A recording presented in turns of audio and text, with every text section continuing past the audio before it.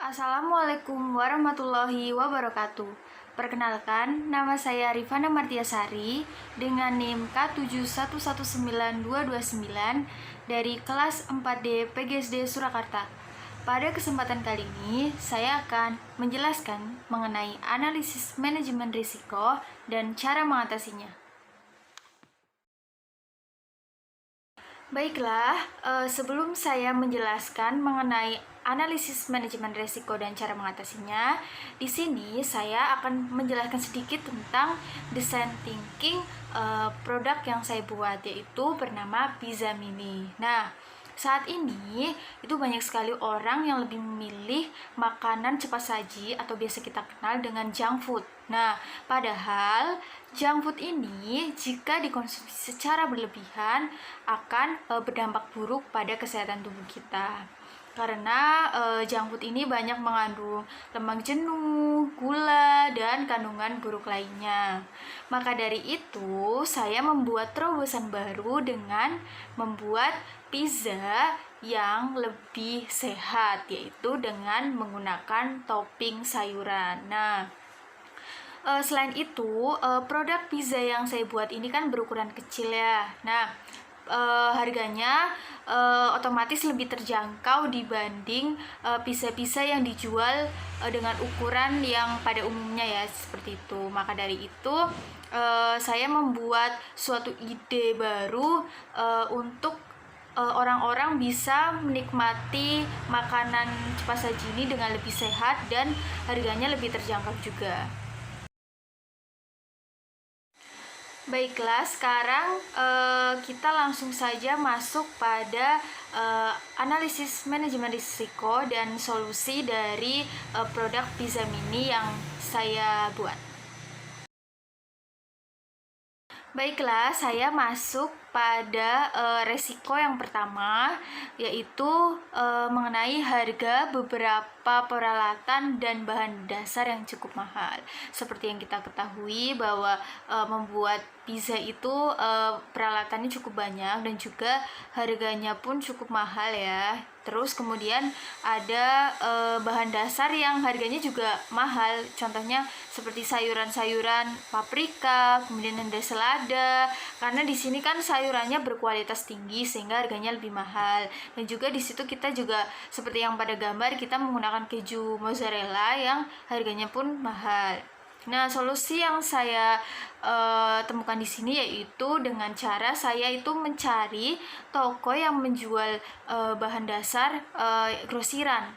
Kenapa? Karena biasanya toko yang menjual secara grosir itu harganya lebih murah dan lebih terjangkau dibanding toko yang menjual secara eceran.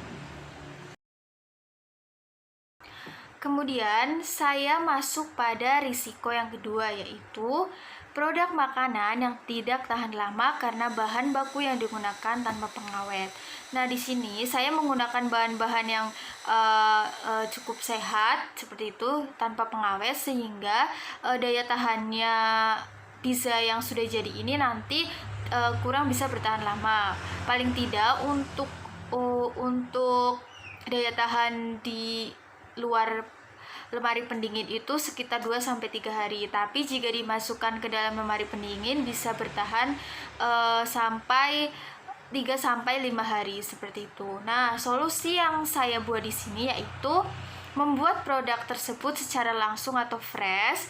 Jadi ketika ada pesanan atau pembeli saja, dan juga di sini saya juga bisa memberlakukan sistem pre-order. Jadi sebelum produk itu dibuat, kita terlebih dahulu membuka pre-order kepada konsumen, siapa yang mau membeli. Nah, kemudian sudah saya dapatkan nama-namanya, kemudian baru saya olah seperti itu agar pizzanya bisa dikonsumsi dalam kondisi masih hangat seperti itu. Risiko ketiga di sini yaitu beberapa konsumen masih asing dengan makanan Pizza Mini topping sayur yang saya buat ini, sehingga mengurangi tingkat ketertarikan di kalangan konsumen. Karena kan biasanya kita ketahui bahwa pizza itu ya toppingnya daging, sosis, kemudian ada sausnya. Nah, seperti yang dijual di gerai-gerai pizza pada umumnya seperti itu. Solusi yang saya buat di sini yaitu yang pertama, membuat rasa yang khas dan berbeda dari produk pizza lainnya. Jadi di sini saya mengutamakan cita rasa yang saya buat berbeda dari pizza-pizza lainnya seperti itu.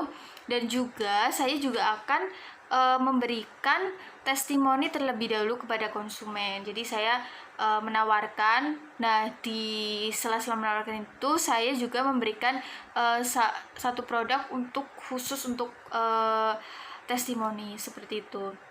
Kemudian solusi yang kedua yaitu saya memberi nama merek atau brand supaya lebih dikenal masyarakat. Nah, biasanya pizza-pizza pada umumnya kan juga punya brand atau merek. Di sini saya juga akan membuat brand atau nama yang orang-orang ketika mendengar nama produk saya itu langsung ingat, oh ini pizza topping sayur, seperti itu.